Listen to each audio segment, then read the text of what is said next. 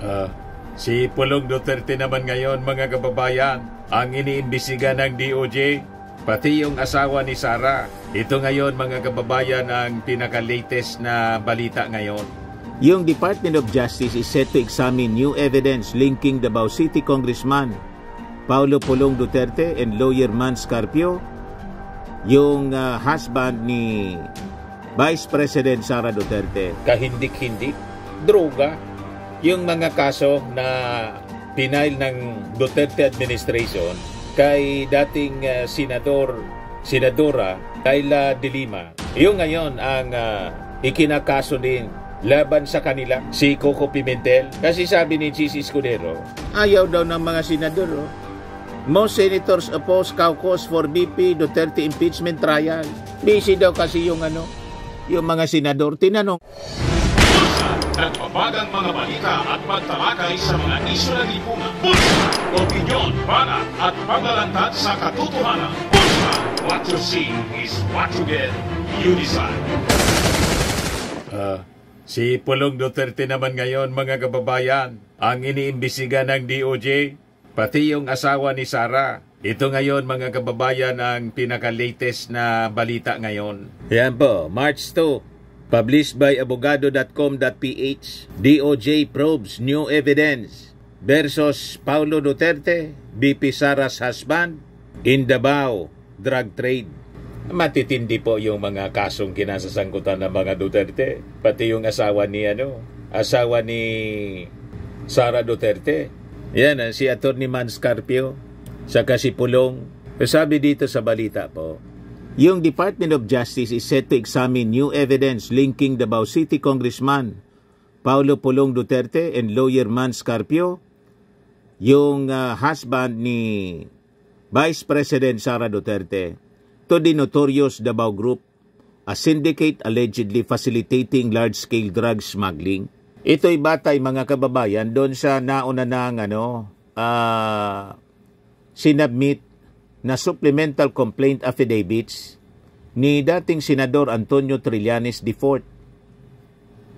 Kung saan nag-submit siya, mga kababayan, nag-introduce siya ng mga bagong ebidensya that allegedly strengthens their links to the smuggling of 6.4 billion worth ng shabu sa ating bansa noong 2017. Ito yung mga kaso, mga kababayan, na kagimbal-gimbal, kahindik-hindik, droga. Yung mga kaso na pinail ng Duterte administration kay dating Senadora Kayla De Lima. Yung ngayon ang ikinakaso din laban sa kanila, drug case. Yan po. The affidavits includes the sworn statements of customs broker Mark Ruben Taguba II and former Bureau of Customs Intelligence Officer Jimmy Guban. Ito yung mga nagsalita po na mga witnesses doon sa Quadcom, si Guban, tapos si Taguba. Kung saan direktang inimplicate si Pulong, saka po si Mans Carpio, in what they claim was a well-organized smuggling operation facilitated by a group known as the Davao Group. So sabi dito sa balita, Taguba's judicial affidavit executed on August 27, 2024 described his dealings with several individuals allegedly involved in smuggling operations. Pinangalanan niya ang ilang mga intermediaries within the Bureau of Customs who reportedly coordinated shipments and ensured their passage through the so-called Green Lane, bypassing customs inspection. More significantly, Taguba affirmed the existence of the so-called Davao Group and its role in the illicit trade. He alleged that Congressman Pulong Duterte and Atty. Mans Carpio, yung asawa ni Sara, played the key roles as the group's protectors by using their influence to facilitate the seamless entry ng mga kontrabando, ng shipments ng mga kontrabando. Pumunta pa nga daw siya doon sa Davao para mag-remit ng pera. 5 million yata yon yung nabanggit niya doon sa Quadcom. Pwede ninyong i-review po yung testimony. So ang ginawa, mga kababayan, ni Trillanes, yung mismong mga testimonies nitong mga witnesses doon sa Quadcom investigation, ito yung kanyang ginamit sa supplemental affidavit. On the other hand, sabi rito, Guban, in his affidavit dated September 2, 2024, claimed that Duterte and Carpio, along with Davao City Councilor Nilo Ismol Abiliera Jr., were key figures in drug smuggling operations. His testimony, originally submitted to a congressional committee noong 2018, was revived as new evidence in Trillanes' case. Guban alleged that he was coerced into falsely implicating former police official Eduardo Asierto while being pressured to withhold the identities of the real masterminds behind the smuggling network.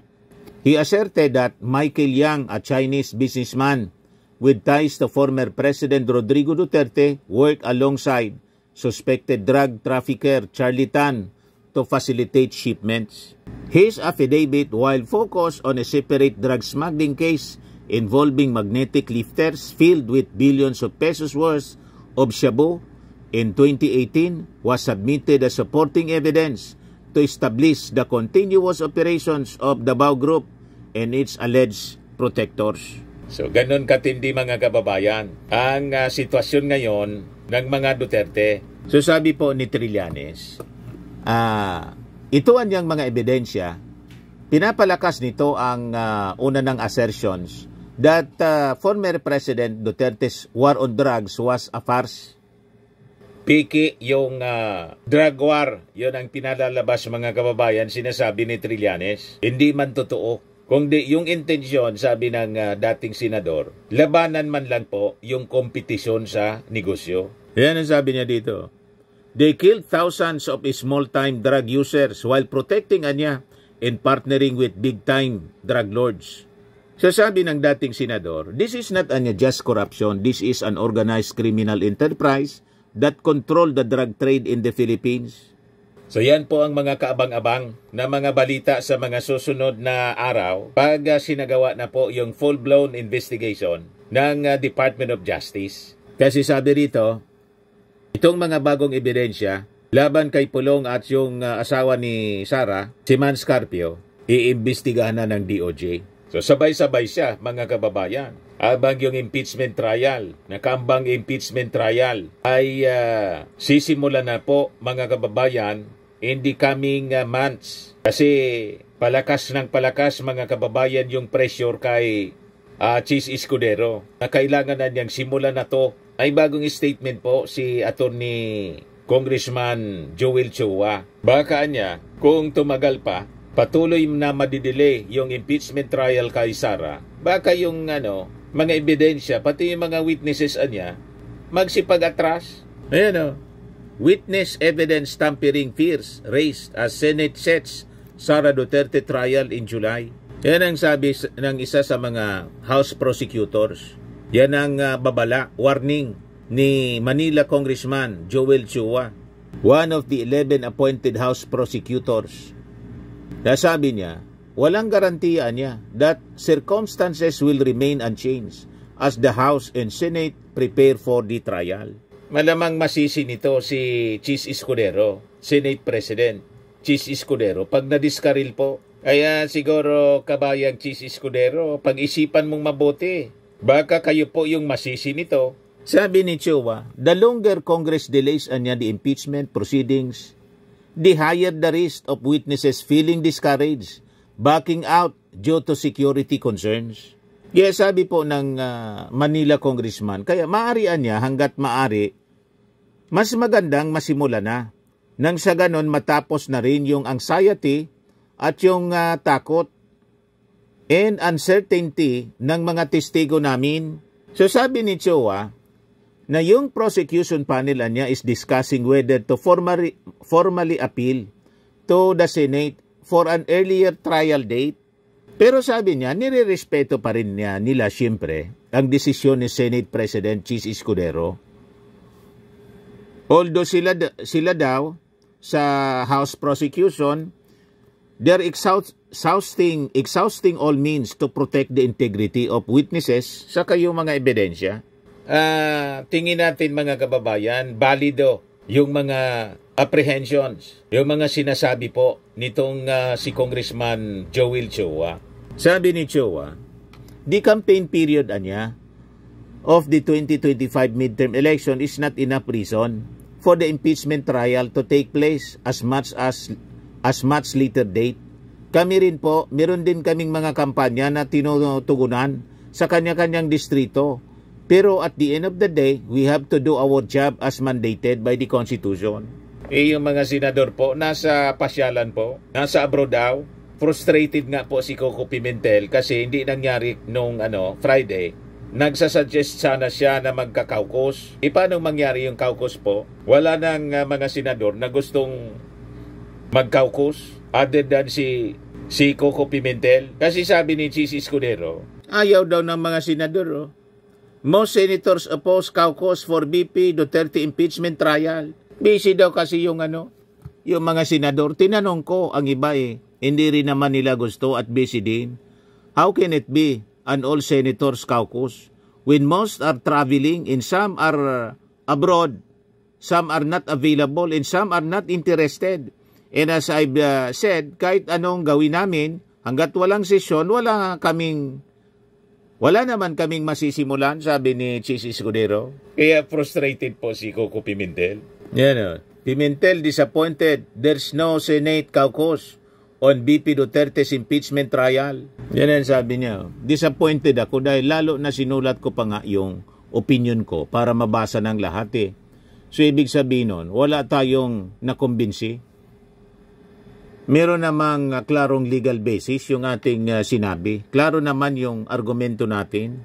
Pimentel said that the majority may have supported Escudero's decision. Ito sinabi to kay SP. I-assume ko na na yung latest decision mo ay merong backing ng majority senators. Sinabi niya sa akin, tama daw na i-assume ko yun. Tama daw. So ang ibig sabihin nun, confident si SP Chis o talagang binigyan siya ng backing ng majority. So ito na po yung sabi schedule ng timeline ng mangyayari sa impeachment trial. June 2, resumption ng session and presentation of articles of impeachment. June 3, convening of impeachment court and oath-taking of incumbent senator judges. June 4, issuance of summons. June 14 to 24, reception of pleadings. June 24 to July 25, pre-trial. July 28, inaugural session of the Senate of the 20th Congress na. July 29, oath-taking ng newly elected senator judges before sitting as impeachment court. July 30, start pa lang ng trial. Busy yung mga senador, walang panahon. May panahon sila magkobra ng sweldo. Buwan-buwan kahit bakasyon may sweldo sila kahit walang sesyon. Masarap maging senador kaya kahit yung mga pinabili lang ng suka. Di ba? Sabi ng ating Pangulo, gusto nang magsenador. Ito naman po, Firmax Firming and Lifting Cream, pinapahid po sa mga pulses in affected area. Mainam po sa paninigas ng mga kaso-kasuan. Ito naman po, Automax Radiant Serum. Sa mukha naman yung application, anti-aging po siya. You will look 10 years younger than your age. Sa mga cancer patients naman po, baka lang gusto ninyo itong itry. Naing siya red mix fruit drink. Hindi mo po siya gamot, food supplement siya. Kaya lang, gawa siya mga kababayan sa goji berry. Yung goji berry may anti-cancer properties. O ngayon, yung mga inquiries ninyo, dumiritso na lang kayo sa aming messenger sa Facebook para masagot namin agad. Ayos pa?